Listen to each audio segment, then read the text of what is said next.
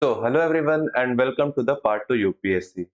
हम लोग फॉलो कर रहे थे हमारा कंप्लीट इकोनॉमी सीरीज और लास्ट क्लास में हमने देखा था quantitative tools of monetary policy. इस क्लास में हम ये देखेंगे कि आरबीआई कौन-कौन से क्वालिटेटिव टूल्स का इस्तेमाल करती है for regulating its monetary policy. तो the qualitative tools of monetary policy are moral suasion, credit rationing, margin requirements, loan to value ratio and direct action. और ये सारे का मतलब क्या होता है और किस तरीके से ये काम करता है, ये अब हम एक-एक करके देखेंगे। तो सबसे पहला है मॉरल सुएशन। तो आपको ये साउंड कर रहा होगा कुछ-कुछ ऐसा मोरालिटी जैसा, कुछ-कुछ बहुत अच्छी-अच्छी बातें और ये वही चीज़ है। मॉरल सुएशन क्या है? It is a qualitative method of credit control.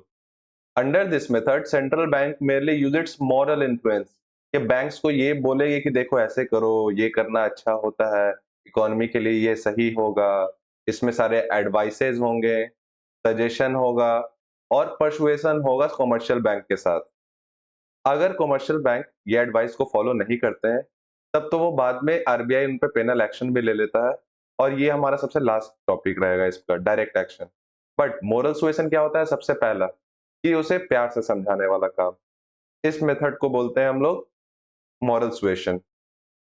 The success of this method depends upon the cooperation between the central bank and commercial bank. और ये कैसे करवाती है आरबीआई? तो आरबीआई अपने बहुत सारे ऐसे सेमिनार्स करवाती है, बहुत सारे प्रोग्राम्स करवाती है जिनमें बैंक्स के साथ उनका मीटअप होता है। इन सारे के थ्रू ये मोरल सुएशन के थ्रू मॉनेटरी पॉलिसी को रेगुलेट करती है। नेक्स्ट हमारा आता है क्रेडिट राशनिंग। और क्रेडिट राशनिंग हमें याद किस तरीके से करना है? इस पिक्चर को हमेशा याद रखना है, रशियन रिवॉल्यूशन। रशिया में क्या हुआ था? उस टाइम राशनिंग होती थी हर एक छोटे से छोटे चीज़ों की, ग्रेन्स की, फूड सप्लाई की। उस तरीके से आरबीआई क्या करती है, क्रेडिट की भी राशनिंग करती है कि जो भी बैंक है, वो सारे के सारे लोन ऐसा ना हो कि सिर्फ इंफ्रास्ट्रक्चर में ही दे दें। क्योंकि बैंक्स को पता है कि वहाँ से पैसा तो वापस आ जाएगा, बट उससे ये होगा कि हमारा एग्रीकल्चर में कुछ डेवलपमेंट नहीं हो पाएगा। हमारे और सारे जो प्रायोरिटी सेक्टर हैं, वहाँ पे हमारे इम्प्रूवमेंट नहीं हो पाएँगे। एमएसएमईज़ को कोई भी ऐसे क्रेडिट नहीं मिलेगा।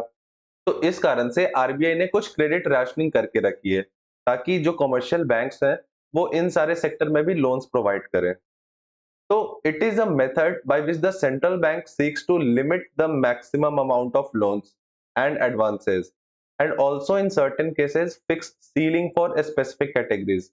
स्पेसिफिक कैटेगरीज ऑफ लोन हो गए जैसे कि इंफ्रास्ट्रक्चर में या फिर ट्रेड में, तो इनमें आरबीआई क्या बोलेगी कि आप अपने पूरे के पूरे लोन का मात्र 20% कर सकते हो, मात्र 30% कर सकते हो। This method restricts the flow of credit in undesirable sector and diverts into the most desirable sector, जहां पे हमारी इकोनॉमी को जरूरत है। For example, the central bank has raised the maximum ceiling on agriculture sector to promote the flow of credit in rural sector. Agriculture sector में ceiling को बढ़ा दिया है कि एग्रीकल्चर सेक्टर में आप 80% तक भी कर सकते हो। जब पूरा छूट है, जितना करना है करो, बट एग्रीकल्चर सेक्टर में करो। इससे ये हुआ है कि रूरल सेक्टर में, एग्रीकल्चर सेक्टर में और ज्यादा इंप्रूवमेंट हुआ है। वहाँ पे बिज़नेसेस को क्रेडिट मिल रही है और उन क्रेडिट का इस्तेमाल किया जा रहा है इकोनॉमी के ग्रोथ में। तो उससे हमारा क्या होगा? एग्रीकल्चर सेक्टर ग्रो करेगा। तो ये है क्रेडिट राशनिंग। हमें बस ऐसे ही याद रखना है, जिस तरीके से रशिया में ऐसे फूड ग्रेन्स का ऐसे राशनिंग हुआ करता था राशन के तौर पे, उस तरीके से हमारी RBI as a qualitative tool इसको यूज़ करती है क्रेडिट को राशन करने के लिए। नेक्स्ट है हमारा मार्जिन रिक्वायरमेंट।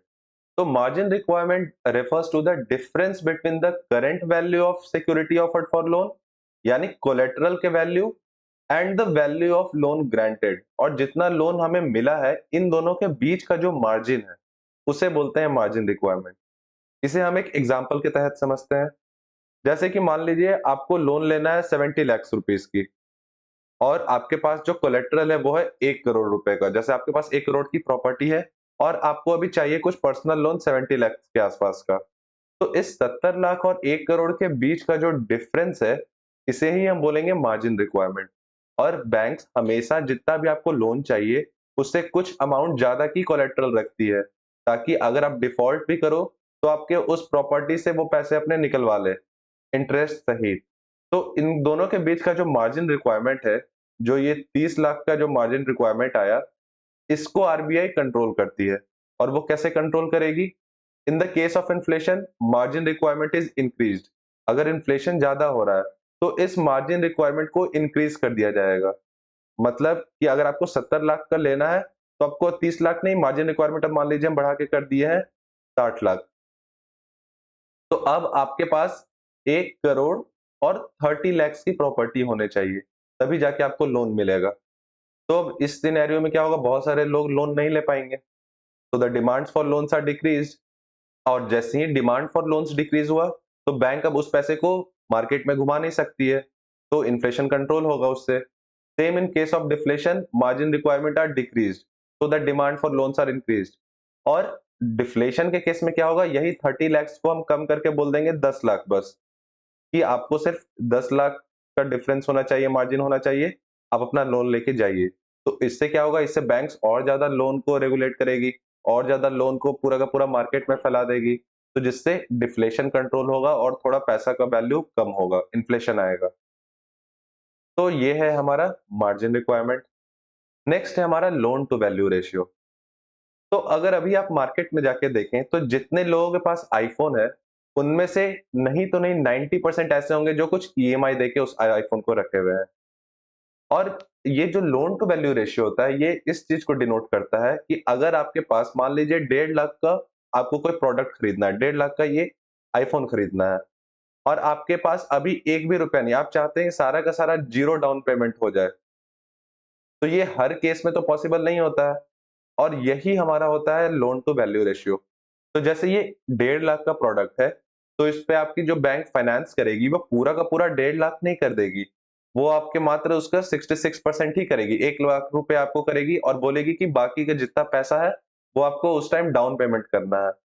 तो जैसे ही अगर डाउन पेमेंट हमारा इसमें क्या हो जाएगा 50,000 का, तो ये जो 66% क्या हुआ, ये 66% हुआ हमारा लोन टू वैल्यू रेशियो। तो लोन टू वैल्यू रेशियो अगर ज्यादा रहेगा, अगर 66% से ये मान लीजिए ये 100% कर देते हैं, इसका मतलब क्या है कि 100% तब होगा जब आपका जीरो डाउन पेमेंट पे हो, कि आपको 0 रुपया देना है, पूरा का पूरा ये 1.5 लाख कमर्शियल बैंक यानी let suppose state bank of India ये फाइनेंस कर रही है। तो इस केस में क्या होगा कि सारे के सारे लोग जाएंगे आईफोन ले लेंगे, और यही हो रहा है अभी मार्केट में। मार्केट में आईफोन इजीली फाइनेंस अवेलेबल करा दे रहा है, और easily finance zero down payment पे भी हो जाता है, जिससे मतलब आपको अभी कुछ नहीं देना है, बाकी सारे पैसे ईएमआई के रूप में हो जाएंगे। तो सेंट्रल बैंक्स इसका भी कंट्रोल करके इन्फ्लेशन और डिफ्लेशन को कंट्रोल करती है, ये भी एक तरीके का क्वालिटेटिव टूल्स है। अब आप पूछिएगा कैसे। तो अगर मान लीजिए यही बढ़ा 66% को घटा के कर दे 50%, तो अब 50% में तो बहुत कम ही लोग इसको ले पाएंगे, और अगर बहुत कम लोग इसको ले पाएंगे तो इसका डिमांड कम हो जाएगा, और इसमें पैसे का फ्लो नहीं होगा मार्केट में, पैसे का फ्लो नहीं होगा तो हमारा इन्फ्लेशन कंट्रोल हो जाएगा। सेम उसी तरीके से जब हमारा डिफ्लेशन को कंट्रोल करना है, हम चाहते हैं कि ज्यादा से ज्यादा डिमांड हो, तो हम इसको 50% से बढ़ा देंगे और क्या कर देंगे 100% कर देंगे। तो जब 100% कर देंगे तो अब हर एक छपरी छपरी भी ये आईफोन लेके घूमेंगे, और यही हो रहा है अभी अनफॉर्चुनेटली। तो यही होता है लोन टू वैल्यू रेशियो, जिसके थ्रू आरबीआई सेंट्रल बैंक्स आपके इन्फ्लेशन और डिफ्लेशन को कंट्रोल करती है। आगे बढ़ने से पहले एक छोटी सी रिक्वेस्ट है कि अगर आपको ये वीडियोस अच्छी लग रही हैं तो इन्हें प्लीज लाइक और सब्सक्राइब करें और अपना सपोर्ट शो करें, क्योंकि 72.1% ऐसे व्यूअर्स हैं जिन्होंने सब्सक्राइब नहीं किया है। So please show your support and subscribe to this channel. Next और लास्ट आता है हमारा डायरेक्ट एक्शन। तो under this method the RBI can impose an action against a bank. और ये मैंने इसीलिए इस एनिमेशन का इस्तेमाल किया है यहाँ पे, ताकि आपको हमेशा याद रखे कि डायरेक्ट एक्शन का मतलब क्या होता है, जब आरबीआई कुछ ना कुछ पनिशमेंट देती है कमर्शियल बैंक्स को। अगर banks are not adhering to the RBI directive, वो आरबीआई के डायरेक्टिव को फॉलो नहीं कर रहे हैं, तो आरबीआई क्या कर सकती है, सबसे पहले तो उनको जितने भी बिल्स और सिक्योरिटीज पे डिस्काउंट दिया करती थी उसके देना बंद कर देगी। सेकेंडली वो उनको क्रेडिट सप्लाई करना बंद कर देगी, और थर्डली वो उस बैंक को पेनलाइज भी कर सकते हैं एट लास्ट। और अगर तब भी बैंक नहीं माना तो वो बैंक पे कुछ तरीके का बैन भी लगा सकते हैं। तो ये होता है direct action of RBI. RBI का पनिशिंग पावर होता है इसमें। और यही सारे क्वालिटेटिव टूल्स थे हमारे मॉनेटरी पॉलिसी के। अब हमारा बस एक टॉपिक बच जाता है, and that is limitations of monetary policy. और ये ज्यादातर मेंस ओरिएंटेड टॉपिक है, क्योंकि इससे पहले हमने जितना भी देखा क्वांटिटेटिव और क्वालिटेटिव, उसका इस्तेमाल होगा आपके प्रीलिम्स में। प्रीलिम्स में उसमें से आप कंफर्म 1 ना 2 क्वेश्चन आपको रहना ही रहना है। बट ये लिमिटेशंस ऑफ मॉनेटरी पॉलिसी ऐसे क्वेश्चंस होते हैं आपके मेंस में और आपको पता होना चाहिए मॉनेटरी पॉलिसी ऐसे सुनने में तो बहुत अच्छा लग रहा है, लेकिन इसके भी कुछ लिमिटेशंस होते होंगे और वो क्या है? तो सबसे पहला it has limited scope. RBI can only control the supply of money and interest rate but it can not control the demand for money. कि आरबीआई जितना भी मनी है और इंटरेस्ट रेट है इसको तो कंट्रोल कर सकती है, लेकिन डिमांड फॉर मनी उसको तो कंट्रोल नहीं कर सकती है। इसका क्या मतलब है कि आरबीआई भले इंटरेस्ट रेट को रिड्यूस कर दे, लेकिन जरूरी नहीं है कि इससे हमारा बोरोइंग इंक्रीज ही हो। बाकी सारे लोग फिर चले जाए तुरंत दौड़ के लोन लेने ही और इंडिविजुअल सारे के सारे तुरंत जाके स्पेंड करना स्टार्ट कर दें। तो आरबीआई के पास लिमिटेड पावर ही रहती है मॉनेटरी पॉलिसी में। वैसे ही दूसरा हमारा टाइम लैग्स। अब इस मॉनेटरी पॉलिसी का इफेक्ट दिखने में थोड़ा टाइम लग जाता है कि जैसे मान लो अभी इंटरेस्ट रेट कम किया, तो ऐसा तो नहीं हुआ कि अगले दिन से ही सारे लोग लोन लेने पहुंच जाएंगे। इसको मार्केट में इम्प्लाई होने में कुछ टाइम लगेगा और इकोनॉमी पे इसका इफेक्ट देखने में हमें एक थोड़ा लॉन्ग टर्म लगता है। तो इसीलिए ये शॉर्ट टर्म में हमारे इन्फ्लेशन को कंट्रोल नहीं कर सकता, डिफ्लेशन को कंट्रोल नहीं कर सकता है। अब थर्ड आता है स्ट्रक्चरल कांस्टेंट। तो बहुत सारे ऐसे स्ट्रक्चरल कांस्टेंट भी हैं हमारे इंडियन इकोनॉमी में, जिससे कि मॉनेटरी पॉलिसी पूरा का पूरा इफेक्टिवली काम नहीं करता है। फॉर एग्जांपल इंडिया में एक बहुत बड़ा इनफॉर्मल सेक्टर है, जिसे कोई फर्क नहीं पड़ता इंटरेस्ट रेट चेंज से। जो गांव में बैठा सूदखोर है उसे नहीं पता है कि रेपो रेट क्या है, रिवर्स रेपो रेट क्या है। वो तो अपने रेट के हिसाब से ही पैसे लेंड करता है। और अभी भी वैसे बहुत सारे इनफॉर्मल सेक्टर्स हैं जहां से फाइनेंसिंग होती है और लोग वहां से फाइनेंस कराते हैं। तो अगर हमारे देश का स्ट्रक्चर ही इकोनॉमी का सही नहीं है, तो ये मॉनेटरी पॉलिसी का इफेक्ट दिखने में बहुत टाइम लग जाएगा, वो इस पे पूरा का पूरा इफेक्टिव होगा भी नहीं। उसी तरीके से हमारा नेक्स्ट पॉइंट आता है डिपेंडेंस ऑन फिस्कल पॉलिसी। अब फिस्कल पॉलिसी क्या होता है? जितने भी गवर्नमेंट स्पेंडिंग होती है, टैक्सेशन होती है, बेसिकली गवर्नमेंट हमारे फाइनेंस से रिलेटेड जितना भी डिसीजन लेती है इकोनॉमी में, तो इसका बहुत ज़्यादा इम्पैक्ट पड़ता है हमारी इकोनॉमी में। और हम इसीलिए देखते हैं ना कि जिस दिन बजट निकलता है, उसके अगले दिन से ही पूरा का पूरा माहौल बदला हुआ रहता है। हर एक न्यूज़पेपर में बजट, बजट, बजट, ये चीज़ हुआ, ये चीज़ का दाम बढ़ गया, इस चीज़ का दाम कम हो गया। क्योंकि हमारा अभी भी जो इंडियन इकोनॉमी है, बहुत हद तक फिस्कल पॉलिसी पे डिपेंडेंट है। अभी भी हम वेलफेयर स्टेट में ही आते हैं। इस कारण से हमारा डिपेंडेंस ऑन फिस्कल पॉलिसी अगर ज़्यादा होगा, तो मॉनेटरी पॉलिसी वैसे भी उतनी इफेक्टिव नहीं हो पाएगी। और लास्ट आता है हमारा एक्सटर्नल फैक्टर्स। इंडिया अभी भी अपने एक्सटर्नल फैक्टर से बहुत इफेक्ट होता है। अब जैसे मान लीजिए कि ग्लोबल इकोनॉमिक कंडीशन आ गया, 2008 का जैसे क्राइसिस आया था, ऑयल प्राइसेस में जैसे अगर बढ़ोतरी हुआ, रशिया यूक्रेन वॉर हुआ, तो इन सब से भी बहुत इम्पैक्ट पड़ता है हमारे इकोनॉमी में। और वैसे में सिर्फ मॉनेटरी पॉलिसी चेंज करके आरबीआई कुछ नहीं कर सकती है। तो ये थे कुछ लिमिटेशंस हमारे मॉनेटरी पॉलिसी के और यहाँ पे अब ये चैप्टर कंप्लीटली खत्म हो जाता है।